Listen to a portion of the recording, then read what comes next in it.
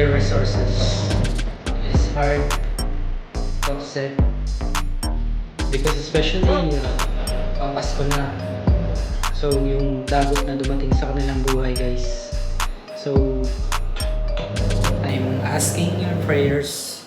We have to pray for them, for their past recovery, for their agonies that they are suffering right now.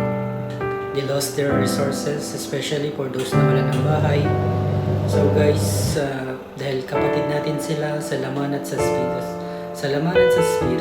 so wala man tayong maiabot na financial assistance, but in our prayers we can help a lot na matulungan sila, na ipagdasal natin sila sa kanilang kalagayan ngayon, because I believe that sa kasabihan is prayer can move mountain.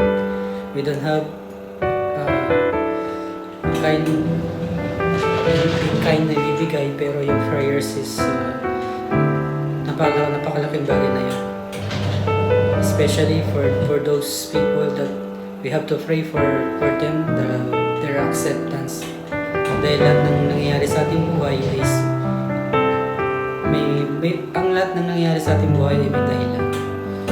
So to all my friends in YouTube and Facebook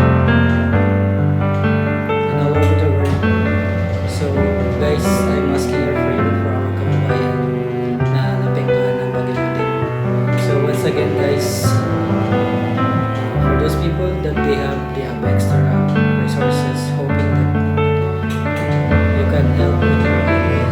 So once again guys, let's pray for our friends.